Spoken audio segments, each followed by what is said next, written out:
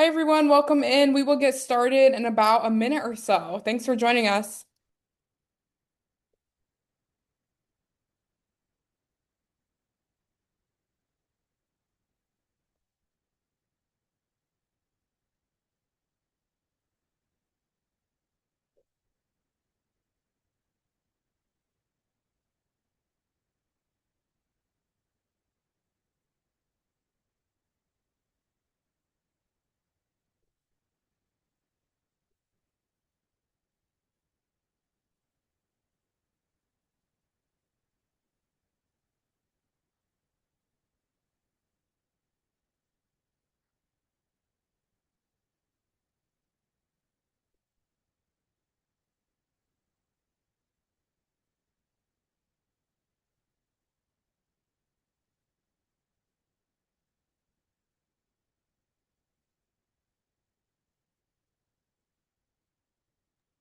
Hello, everyone. Welcome in. We will get started in about one more minute.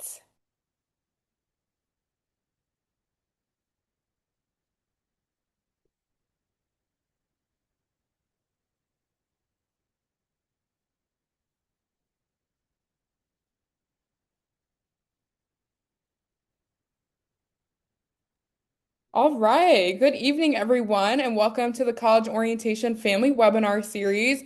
My name is Natalie Davis, and I will be serving as your moderator. I also am the Assistant Director for College Events and Family Engagement within College Programming and Orientation. For tonight's webinar, titled Navigating Campus Opportunities, we'll cover the different ways that your student can get involved outside of the classroom. So today's agenda includes about 10 minutes for each area to present about their unit and services. And then with the time left over, we will open for Q&A. Throughout any time during this presentation, feel free to submit your questions through the Q&A portal, which you can find at the bottom of your screen. And we'll do the best to get through all of the questions asked today. Some questions might be answered directly in the chat, and some may be answered live. As always, if you have any questions at the remainder of this after this webinar, you can always reach out to College Programming and Orientation, our office, or any of the offices that are presenting tonight. At this time, I would like to introduce our first speaker, Meredith Daw, the Executive Director of Career Advancement. Hello, everyone. I'm so excited to welcome you and your student to the University of Chicago. I've been with the university in the Career Advancement Office for over 23 years. I love working with students on their trajectory as they think about putting their University of Chicago education to work. So we are the Undergraduate Career Center. We support students from day one. We provide support within our office, which is located in Ida Noyes Hall. We're there Monday through Friday, available to assist students, as well as into the evenings when we do most of our programs. We help students with pre-law, pre-med advising, finding an internship or a job. We also oversee student employment. So if your student wants to work on campus, we're the office that can assist with that. When you think about the U Chicago difference, it's really articulated the best way in three different segments. We think it's really helpful for students to get a head start and take advantage of their full 4 years in the college. So we want to be engaging with students truly from day one. We've been meeting with many of our first year advisees this month and will continue these advised appointments through the middle of September. In fact, every first year student was assigned to a career advisor based on information they filled out in their college application and through a career interest form. What it does is ensure 4 full years of participation and support for our students. We've also built out a system where we provide dedicated industry support. We hire staff members with industry backgrounds, and we've now built out a model where we have 18 different industries represented in the office. Everything we do is focused on technical and soft skill training to support students in a global economy through all of these industries. And then finally, we help support students to get connected with thousands of opportunities, whether they're a career competition, a track, an internship, or a full-time job. We're really facilitating lots of connections for students to make the most out of their time at U Chicago. So as I mentioned, support begins early, and we feel that it's incredibly helpful in ensuring that students have a great plan at graduation. Every student has been matched with an advisor and received their advising assignment. Many of the advising appointments have been done virtually already, but we still have another handful of weeks to go, and we're looking forward to these meetings. I did want to flag that this October, we closed down the dining halls to host an Exploring Future Careers event where students eat with other first year students and sit at the table with their career advisor. It's a great way to check in about 5 weeks into the quarter to see how students are doing, if they have any questions, and just continue the relationship. This is a picture of the event in our Baker Dining Commons. We have been building out our specialized career programs. We're always looking at the global economy and students' interest and thinking about what do we need to be offering to meet their needs. We've got programs in artificial intelligence, national security, material science, life science, entrepreneurship, and quantum. So all of these industries have a full suite of programs and advising available to support your student. We also offer thousands of experiences for students. We know that when a student has an experiential opportunity, it builds their confidence, it helps them determine if a career path is the right one for them, gives them an addition to their resume, and grows their network. These opportunities are organized into short-term opportunities, which are less than a week, and then multiple week opportunities. So job shadowing, career tracks, and all of our recruiting forums are short-term opportunities that students can take advantage of either during the school year or over breaks. And then multiple week programs, such as our internships or some of the more project-based work, tend to happen either during the academic year as a part-time experience, about 10 hours a week, or during the summer months. The Jeff Metcalf program is our flagship internship program. Every year, it funds close to 4,500 students with a funded $5,000 opportunity. Students can intern around the world in every industry. We are flexible with the timing. If it works with the employer and the student over the summer, they can set those dates. It is a great way for students to figure out if a career field is the right one for them and to have a wonderful summer internship. The great news about this is that all first year students have $5,000 to spend in the summer months to do research, to have a Metcalf internship, to do a language program through our study abroad office, or to take a course at the University of Chicago. This past year, about 85% of the college participated in an internship program between their first and second year. Just wanted to highlight some of the employers that recruit with us regularly. These are some of our largest employers. By largest, I mean that they tend to hire the most students. So for example, Accenture extended 55 offers to our students this past year for full-time employment. And they also hire for interns and participate in many of our career programs, as do the other employers listed here. The full list of employers is on our website, and you are welcome to review that list. For career tracks, this is just a really great way for students to travel the world, get to hear about a career industry, make connections, and ultimately these visits can lead to internships and full-time jobs. We go to cities around the world. We spend 2 to 3 days in the city focused on an industry theme.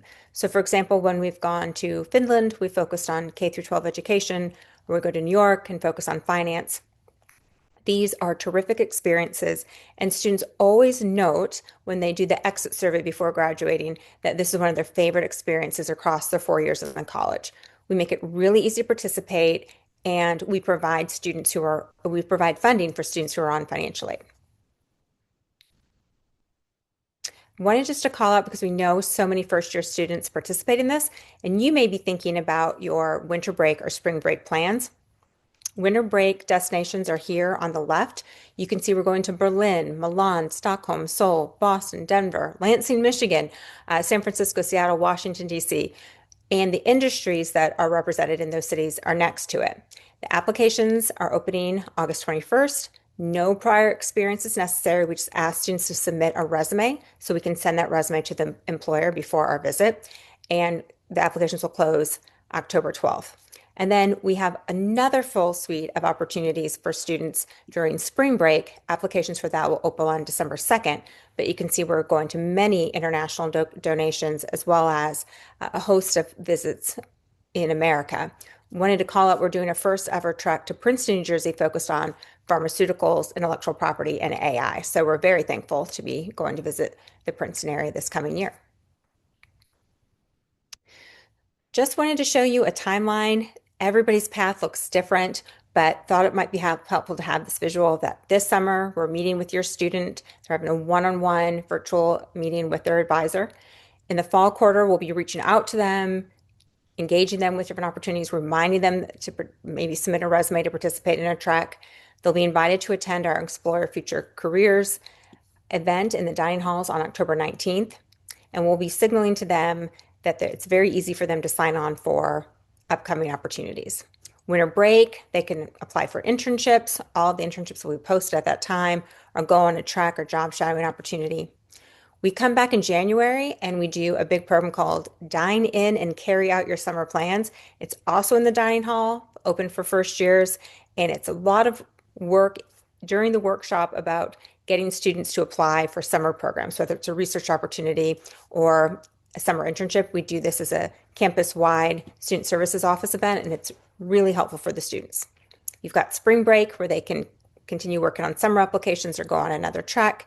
And then lots of programming in the spring quarter to get them ready for the following year, their sophomore year, since recruiting starts at the very beginning of one sophomore year. And then summer is 1 year down at the University of Chicago, and they get to complete their internship or their research or a summer course. I wanted to finally call out a new program that we have at the University of Chicago. It's called the 4+1 program, and it's a unique opportunity for University of Chicago undergraduates. It's an easy way to be admitted to a master's program offered at the university. You also get a partial tuition remission scholarship if accepted, and funding for an additional summer to have an internship or research opportunity. Students can apply as early as their second year or in their fourth year, and they get access to over 25 degree programs within our master's suite at the university. We have a section on our website called Incoming Students. There's a lot of information for the class of 2030. You can find out more about our first year career cohorts or our Career Exploration Week programs. It's all right here, ready for you to take advantage of. And if you want to stay in the loop with upcoming programming deadlines for applications, you can click on this QR code to sign up for our industry newsletter. And finally, if you're in a position to host us on a trek or to hire an intern for the summer, we'd love to work with you, and feel free to scan this code. Thank you so much for your time. Awesome. Thank you, Meredith.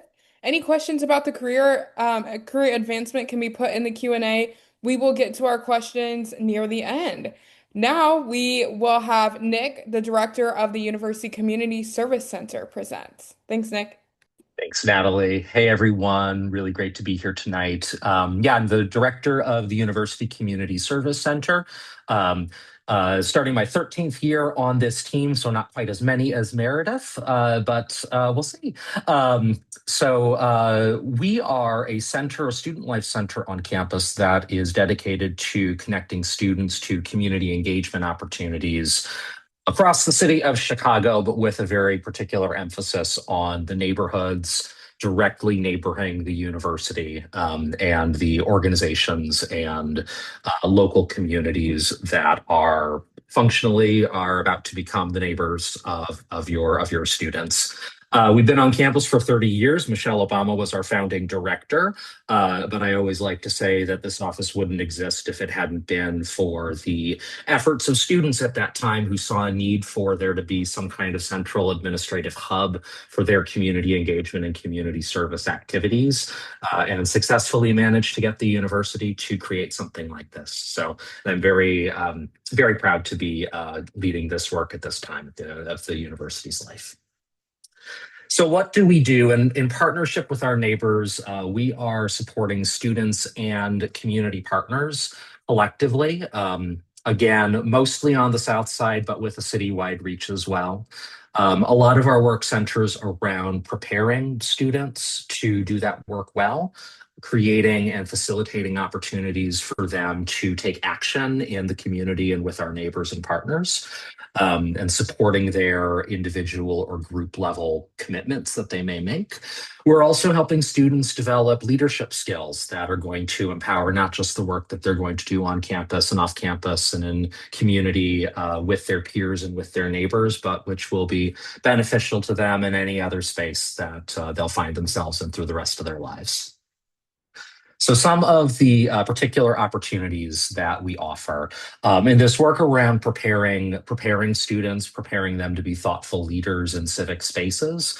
We run a variety of kinds of workshops, conversations, cohort programs that are going to help your students really understand the dynamics that are going to shape the relationships that exist between our campus and our neighborhood, our communities. And think about the motivations, the goals that they have that might be leading them to this work, or the skills that they want to develop. A really key way that your students will start this process is during their orientation week. We collaborate with the college on a program called Engage Chicago. At the end of orientation week, they will have an opportunity to meet as part of a group of their peers with a set of partners from the university's larger network, and to hear from those partners about the many different ways that they can engage the city, the many things that they can do to really experience and explore, but also be a good neighbor and a good partner during their 4 years in the city. And as a part of that, your students will also have the opportunity to participate in a service project later that same day. They'll receive the opportunity to sign up for that in one of their modules in a couple of weeks from now. But if that's at all something that you want to encourage them to do, we really appreciate you telling them that that's a good use of their time. We also run programs over the course of the year, cohorts, whether that's a year-long thing or a quarter-long experience that will help connect them to community organizations to volunteer while creating space for community building, reflection, and understanding of the dynamics between our campus and our neighbors in different ways. We run a lot of different kinds of programs to facilitate direct service and engagement. I talked about the short-term projects as part of the Engage Chicago event a moment ago, but we run a variety of those over the course of the year, especially during the MLK holiday and around the Earth Day celebration in April. As well as a variety of opportunities throughout the year to step off campus, meet leaders and participants at an organization or from a community, and work alongside them to accomplish a shared goal for a brief period of time. We're also always available to make connections to your students and different kinds of organizations that might be looking for volunteer engagement or support, or just any kind of connection that they may be interested in facilitating off campus. And then a huge part of our work is empowering students as leaders. A lot of our work around preparation goes somewhere eventually where we find that students who get engaged with this stuff early on want to continue it and want to be leaders of their peers in these spaces. And so we are supportive of a variety of kinds of opportunities with RSOs that have a community engaged focus or mission, or are working with a partner off campus. We provide project-based coaching and support for those kinds of student-led efforts. We also have a robust set of pathways for students to get involved with as student leaders at the UCSC to provide peer support, lead programs, get involved in some of the behind the scenes work that it takes to facilitate these kinds of interactions, and generally support opportunities and get involved in opportunities that help their peers get engaged and involved with this work. Just a couple of quick dates and opportunities that are coming up. I've spoken about a number of these with the Engage Chicago Service Projects on the 25th of September. Our Seeds of Justice program will be recruiting for in the fall. I think I have the wrong date here, but it's a year-long commitment where we select 20 to 25 students from an application and bring them together on a weekly basis to reflect and explore and think about the kinds of experiences they've been having in communities and what this means to them and why. We'll have a fair for some of our partners with volunteer opportunities to table and meet students that'll happen early in October. And in October, we'll be launching most of our regular programming. So your students can look forward to workshops, to different panels and other opportunities to hear from partners, treks and service activities off campus. And at the end of the quarter, we'll open the application for our Summerlings program, which is a summer internship experience where we match students with some of those partners to have a summer-long internship experience in community spaces. So here is a QR code. You're welcome to scan that if you want to learn more. That takes you to our newsletter sign up. And I would love for you to sign up for yourself or pass this along to your student. Very much looking forward to meeting your students when they get to campus in the fall. Awesome. Thanks, Nick. Now we will pass it over to Jimmy, who is the director of the Center for Leadership and Involvement. Hi, thanks, Natalie. As Natalie mentioned, my name is Jimmy Brown, and I serve as the director of the Center for Leadership and Involvement. Similar to Nick, I'm starting my 14th year this term, which is really incredible to say. My team works across the campus to advise and support the activities of our recognized student organizations, which we say RSOs, as well as provide a wide portfolio of leadership development and social programming for students. We are located in the lower level of the Reynolds Club, but support programming all over campus. Also, just a note, before I get going this evening, I just want to take a moment to say how excited we really are to welcome your students to campus. This is one of the most exciting times of the year as we prepare to welcome the next class. And this is one of my favorite presentations to give with these wonderful folks year after year. I also just want to take a quick moment to recognize and thank all of you for the hard work and support that you've given your students to get them to this place. And really let you know that all of our offices are ready to support your students on the next steps as they begin their adventures here at UChicago. To begin, as we're talking about navigating campus opportunities tonight, I'd like to begin by mentioning that there are just over 400 recognized student organizations that your students can join. We really consider these RSOs as our living learning laboratories, where students get to develop their personal leadership skills and perhaps apply some of the things that they're learning in their classrooms, or maybe they're just looking to make some friends or try something new. You are welcome to explore the many options and learn about these RSOs online using our Blueprint portal, which is listed there, blueprint.uchicago.edu, which will have some basic information and contact about all the RSOs currently active on campus. With so many RSOs, it's hard to believe that your student would not be able to find something that interests them, but if that happens to be the case, they are welcome to work with my team to submit an application to start their very own group. We are already hearing from very excited first years who are eager to explore the RSO community, and some who have a few ideas for the new ones that they would like to create. So I would encourage you to check out that list and reach out to our team if you have any questions. One particular RSO opportunity I want to highlight is the undergraduate student government, which I get the pleasure of working with directly. Our undergraduate student government includes the College Council, which consists of 5 elected representatives from each class of the college.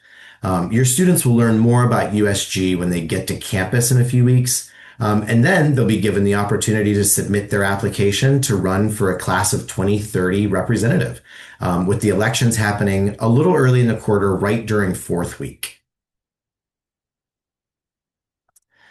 The next opportunity I wanted to highlight this evening is one that your student will get notified about in their UChicago email at the start of the quarter. For the last 13 years, we've partnered with the college, career advancement, and the Gallup organization to provide a Clemson Strengths access code for every incoming first year and transfer student. This is an online leadership assessment tool, which we use as a foundation for most of our leadership development programming. Over the course of the year, they'll be invited to participate in a variety of conversations and programs to better understand their results and explore how they can leverage their identified leadership strengths in all their areas of campus life. For students who are considering the many ways of getting involved, this assessment is a great place to start having those conversations. And that can be with their college academic advisor, their career advisor through Meredith's office, or one of our CLI staff members. This year, we're also offering the opportunity for students to access the DISC personal assessment tool. This is yet another tool that students can use to better understand their personal leadership style and then develop strategies to improve their skills and teamwork and communication. In addition to the access for these leadership instruments, there are a number of leadership development opportunities available. These programs are offered almost exclusively free of charge and are open to any students in the college. All of these programs are designed to help students explore and develop their personal leadership style, not asking the question if you will lead, but rather how will you lead while you're here at UChicago. And I just want to highlight a few of those for you this evening. First, students could choose to attend a workshop to develop a particular leadership skill during our Uncommon Leadership series. That could be better to understand how they contribute to a team environment, like I said, improving their communication skills, or maybe practicing conflict management techniques. We offer at least 2 of these uncommon workshops each quarter. Registration we do ask to have in advance, but students are just welcome to stop by, get some free food, and practice a particular leadership skill. We're also really excited to bring back our 2 newest leadership development programs, our Impact Scholars Institute and the Industry Explorers. The Impact Scholars Institute is an immersive program designed to nurture leadership skills and foster an understanding of project innovation, design thinking, and business strategy. Students are accepted into the program. It is an application base. And then they are placed on project teams where they spend 2 quarters learning the fundamentals of project management and how to bring an idea to fruition. We provide seed money to these project teams to help them support their goals and bring them to fruition over the course of 2 quarters. Our Industry Explorers program borrows from the success of Career Advancement's career checks that Meredith just talked about.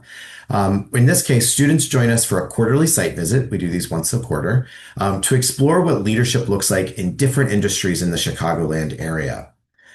We select a site, and students spend a few hours with the team touring the office and hearing about how they do their work.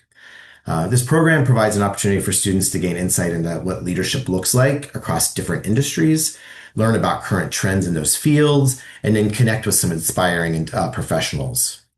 Over the last 2 years, we've visited local government departments, nonprofits, sports teams, and even one of the local coffee roasteries. We also offer a quarterly leadership book club for students who may not want to commit to weekly or bi-weekly meetings, but still want to be engaged in the leadership conversation. These books are provided free of charge to students who register, and then the discussion is led by a faculty or staff member who has an interest in the particular reading. We host these over lunch and then do provide free food for those who attend. Finally, I just wanted to share a few key programming pieces with all of you in the hopes that maybe you'll share this information with your students. During orientation and first week, there are 2 programs that are specifically focused on getting involved in the RSO community on campus. First, the Blueprint Barbecue will be a free barbecue offered on the Friday during orientation, where we will have the undergraduate student government as well as a handful of other RSOs to talk with students about what they could potentially get involved in, all while enjoying a really great barbecued lunch. And then at the end of the first week of class is what we call our Engagement Expo, the traditional RSO and campus resource fair, which is held on the quad. This features hundreds of tables of RSOs and campus departments, and is a really great way for students to see the wide variety of opportunities available for them. Chat with some students who are already involved, sign up for some email lists, sign up to send some mass meetings, and really kind of see what the flavor of UChicago has to offer. And then as we think ahead to winter and spring quarters, there continues to be all kinds of programming available for students, whether that is 6 a.m. yoga for a week in winter to celebrate cold Chicago cold winters during Cuvia, or trying to make sense of the 350 plus items that will be on this year's SCAV list for our infamous UChicago scavenger hunt in the spring. But regardless of where your students' interests may lie, you can trust that there will be an opportunity for them to get involved. Again, thank you again. And as a reminder, you can find all of this information and more on our website, which is leadership.uchicago.edu. And I will turn it back over to Natalie to introduce our final panelists for the night. Awesome. Thank you, Jimmy. As a reminder, any questions up to this point about any of our services, any of the presenters or offices discussed, please put those in the Q&A feature as we move over to our last presentation or presenter. So up last, we have Dana, the Deputy Director of Study Abroad. Great. Thank you, Natalie.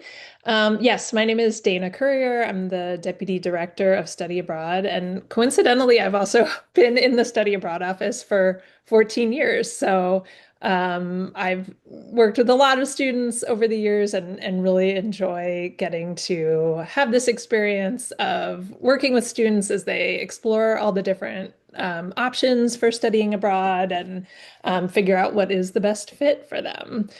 So, study abroad is a really important part of the undergraduate experience at the University of Chicago. We consider it, of course, a central part of that experience. And so do a lot of the students. Almost half of all undergraduates in all of the different majors that the college offers study abroad at some point during their undergraduate career. So we offer many different programs that award credit in both the core, so toward the general education requirements that students have, but also, in the sciences, biological sciences, physical sciences, humanities, social sciences. So students can earn credit toward a lot of different majors and minors as well when they study abroad. And the vast majority of our students participate in what's called faculty-led study abroad programs. So these are programs that are designed by our faculty just for UChicago students. The faculty director of each program designs the curriculum for that program, and it is integrated fully into the larger curriculum here on campus. So that's really special here. A lot of students at other universities are taking a leave and doing a program that's offered by another university or a provider. But here at UChicago, most students are doing the, tailor-made UChicago Study Abroad programs. And what's really nice about this is that means they remain registered in the college. They know exactly what type of credit they're going to earn. The courses and the credit are all going to show up on their transcript. They know, what requirements they're going to fulfill when they study abroad and they take these courses. All of their grades show up and in most cases count toward their GPA. So students do take these courses seriously and they, want to perform just as well as they would in a course on campus.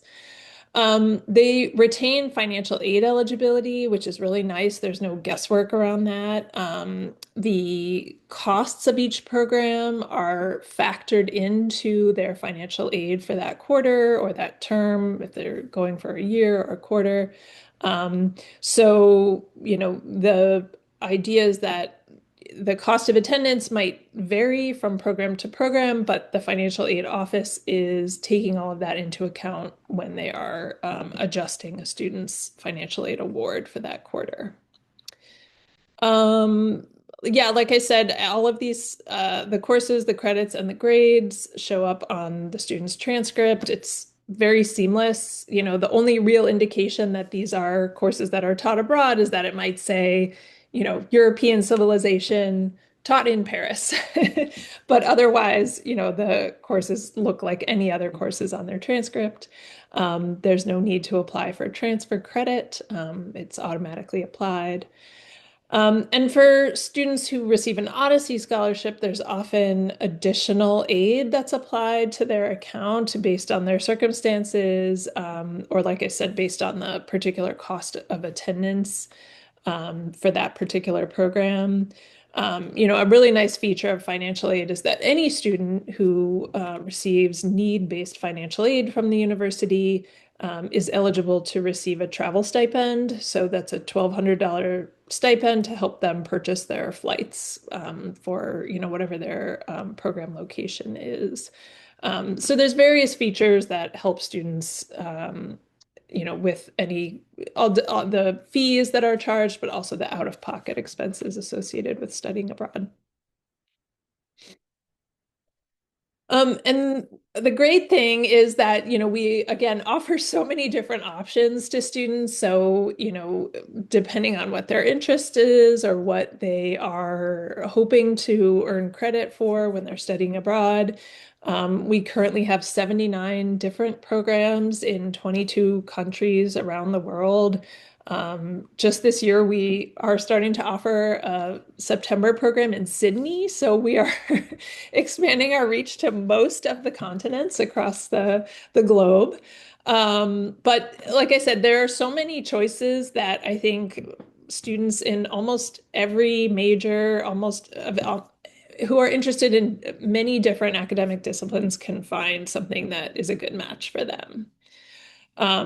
60 of these programs are, again, what we consider these faculty-led programs where UChicago faculty are designing the curriculum, teaching in the programs, and, you know, specifically to our students. 25 of these 60 programs are Civ programs. So what that means is that they offer a sequence of courses that helps students satisfy the core civilizations requirement.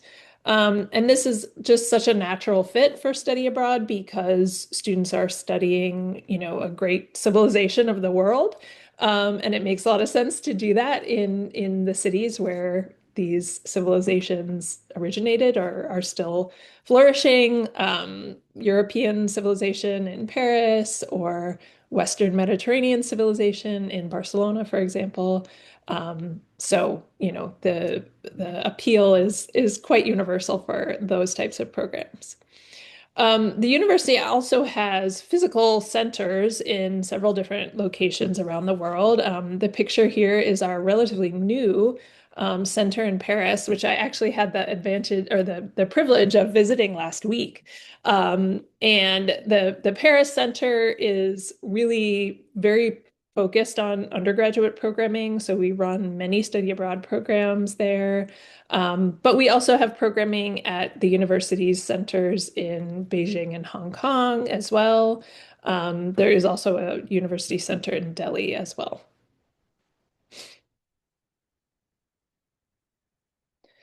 And if any of those programs are not a good fit, or if a student is interested in doing something in addition to a study abroad program, we provide financial support for summer language study and research in the international context. So if a student wants to study a language that even a language that might not be offered at the university, they can put together a proposal for funding to do that. So as long as it meets some basic requirements and the student can articulate, you know, what the motivation is to study that language, they can get support to do that. These grants, that are called Summer International Travel Grants or SITGs, are awards of $7,000 to support, like I said, either language study or if a student wants to propose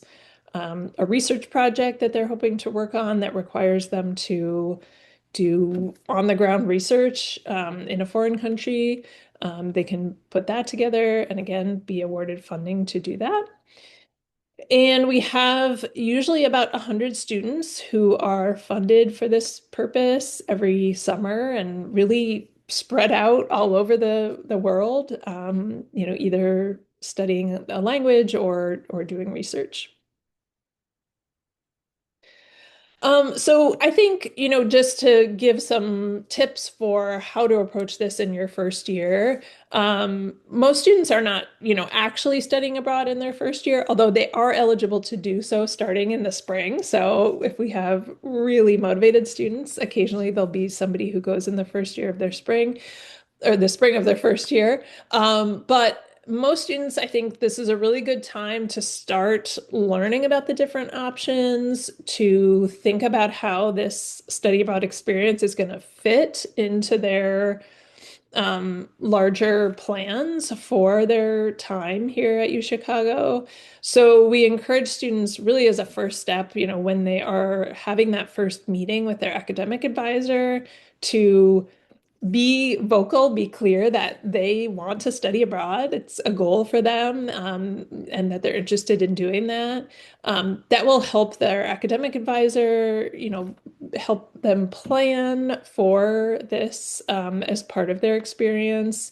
And depending on, what their prospective major might be or other experiences they want to have here, can start putting those puzzle pieces together to figure out when is the best time for them to study abroad and when should they apply and all of those, different components of the experience. Um, all of our website is the most up-to-date resource in terms of learning about the programs, what programs are available, when the application deadlines are. So we encourage students to start really combing through our website very early on their time here. We will offer study abroad information sessions in the autumn quarter. We usually offer the same session, but at three different days and times to accommodate different schedules. And all students are you don't need to sign up for a newsletter for us. We email all undergraduate students about these opportunities. So we'll send out information about those information sessions once they've been finalized. That's a great just intro to study abroad. How does it work? And what should you be thinking about if you want to study abroad later on?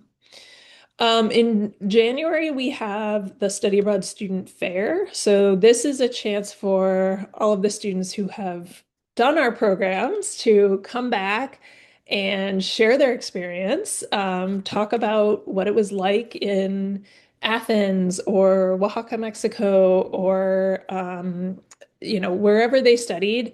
They set up a table and they are available for a couple hours on a evening in January to answer questions from students who are thinking about studying abroad, working on their applications. It's a great event to bring everyone together. And then we're always available to talk with students in our office. Our office is on the second floor of Harper Memorial Library, very close to the dean of the college. Students can stop by, they can reach out to a program manager. So every program has an assigned program manager in our office. It's listed very clearly on the program webpage. Students can reach out to that program manager if they want to ask a question or set up a meeting to talk about the program. So these are some good initial things to consider, steps to take in your first year, just to lay the groundwork for a future study abroad experience.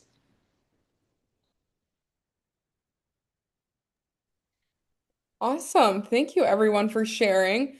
We will now jump into our Q&A portion. So, for our parents and families and guests watching, please feel free to submit any questions that you might have for our presenters, and we will jump right in. Our first question, though, Meredith, can you speak a little bit more on when freshmen start to think and to start to think about and begin applying for internships for next summer? And does that change for transfer students at all? That is a great question. So for transfer students, they can actually start applying for internships right now. Every industry has a different timeline that they set. So if your student is interested in finance, many of those positions are open right now and you can submit your application. There will be open applications for internships for transfer students throughout the year. Usually an organization hires, fills their class, and then does not come back until the following year. So it's good to have a handle on which positions are open when on Handshake. Every student is able to access Handshake now just using their CNET ID and password. For first years, we have tried to make it that there's opportunities available in the fall quarter, the winter quarter, and the spring quarter for summer positions. We hold on to funding so that if a student's not thinking about it or doesn't want to think about it until spring quarter, there are still lots of opportunities for them to pursue in the spring. But there are opportunities that open up for first years in the fall. And those students like that because they can get their summer plans secured before they go home for winter break. So we try to cater to every preference. And ultimately, students have great summers here. They work with Dana's office, they work with Jimmy's office, they work with Nick's office, doing, service during the summers or having a nonprofit internship. There's so many great opportunities. Our goal is that students just use it as the quarter that it is, summer quarter, and make the most of their time. And the $5,000 is very flexible. I did reply to a few of the questions, but just to be really clear, if you're a transfer student, you also get that $5,000. We just hold it for you and you just let us know how you're using it. And then we disperse the funding during the school year before the summer begins. Awesome. Thank you for sharing. We have two questions for Dana in study abroad. First, Sure. what does an application look like for studying abroad? And then is there an added cost in addition to base tuition for a certain study abroad program? Great, sure, happy to answer. Yeah, our applications are can vary a little bit from program to program, but essentially a student is, sharing, there's a statement where they're sharing why they want to participate in that program, how it fits into their academic plans, whether it helps them with, yeah, professional goals they might have, really just explaining the motivation behind applying to that program and the potential benefits for them of participating in that program. We do want them to think through, why this particular program? Because we have so many options, we want students to be very specific about what they're hoping to get out of the program. And then in terms of cost, most of our programs do have what's called a program fee. And this covers housing in most cases, the activities that are planned during the program. There's a lot of excursions and other activities that are planned for students outside of just their class time.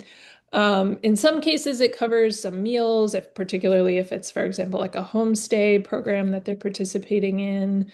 Um, the program fee is meant to be pretty similar to like a room and board cost that they would have here on campus. So a student is not paying room and board when they're studying abroad, but they are paying the program fee.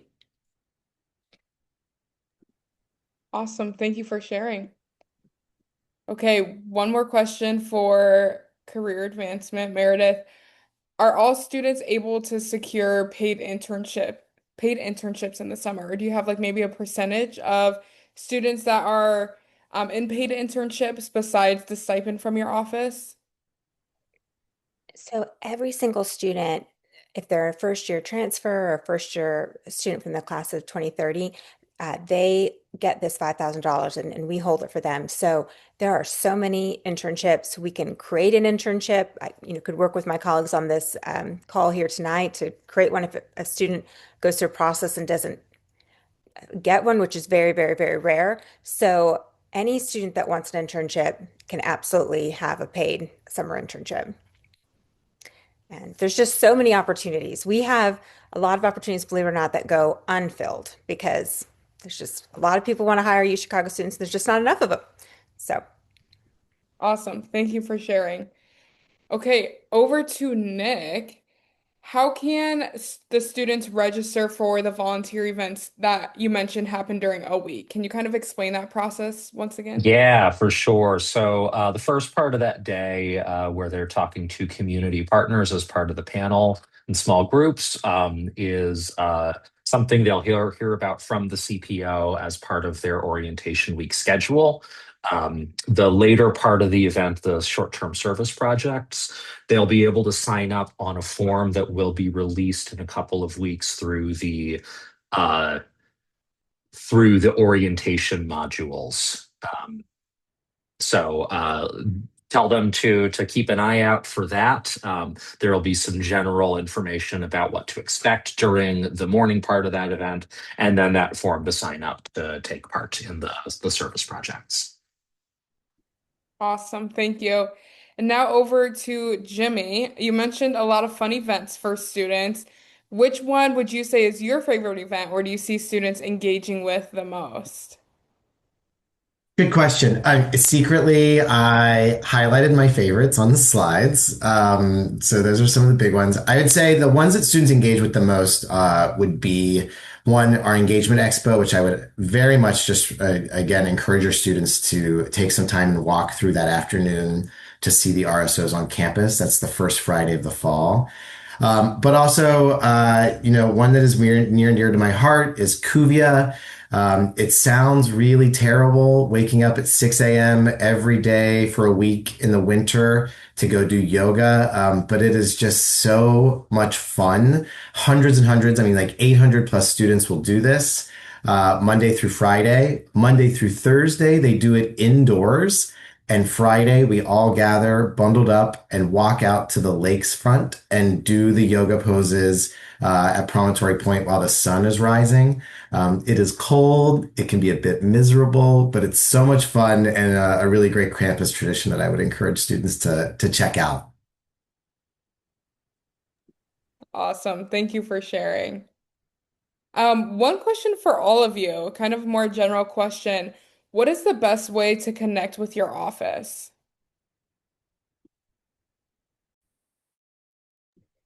we are in the office 5 days a week. Students can come. We're in Ida Noyes Hall.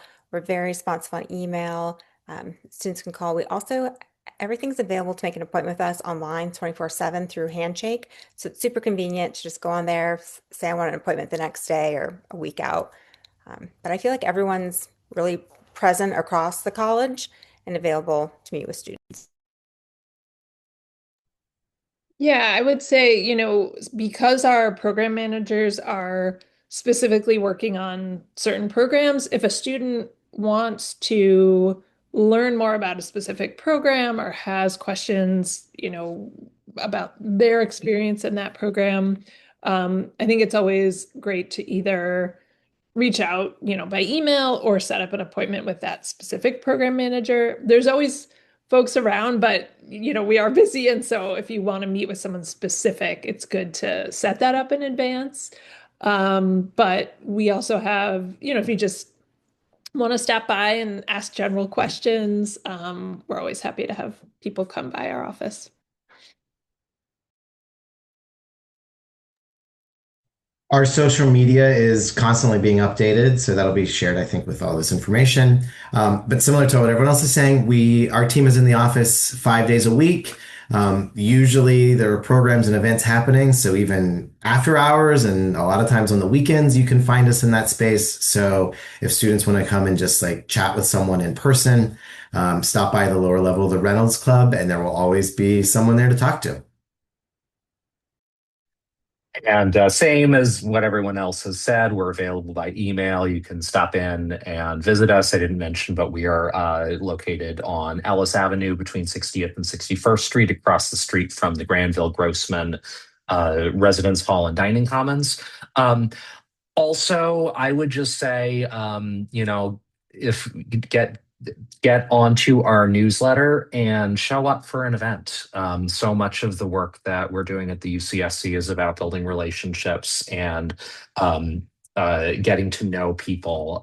And we we just love when folks show up and start to talk, have conversations with people. So really recommend that if your student is interested in getting involved, they just show up and start to talk to folks.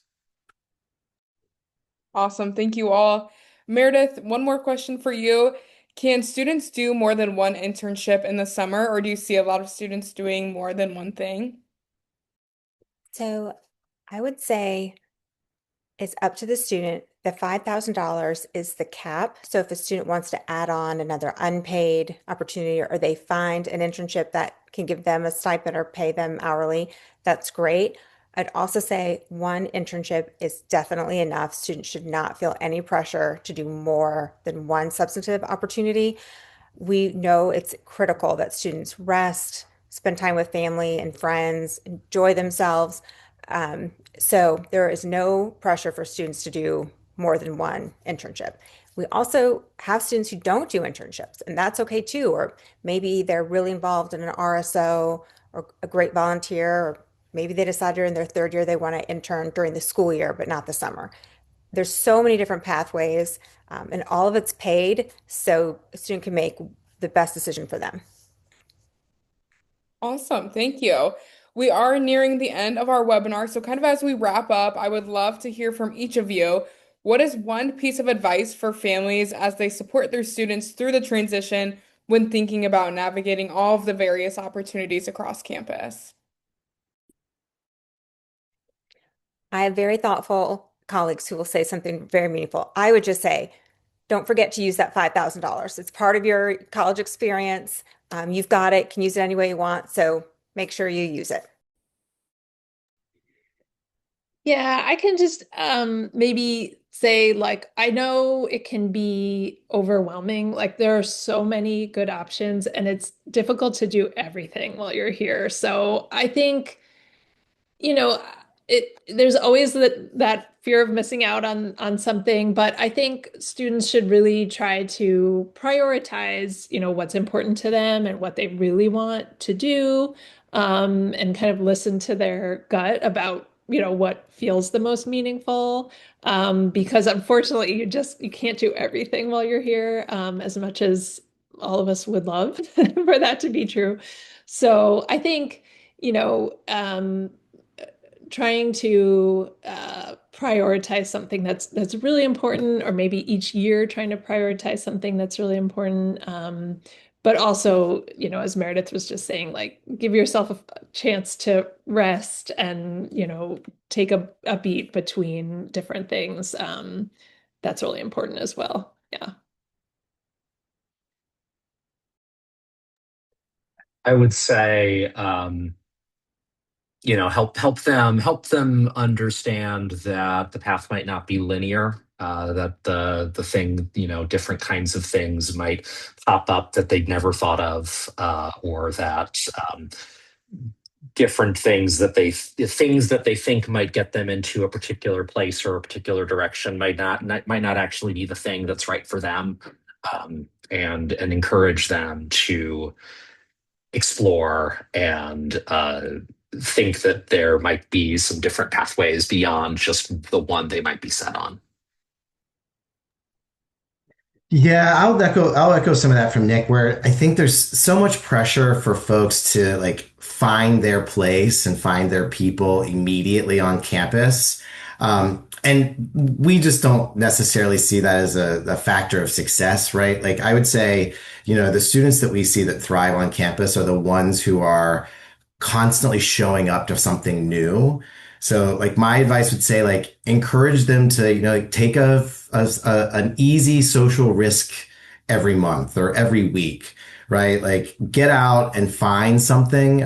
It's less about finding like your perfect organization or your perfect group of friends and more about giving them permission to like try something new, right? Like I think that's what we all are trying to do here at the university is give students the opportunity to just see what's available for them and help them find that path because it's going to look different for each and every one of them.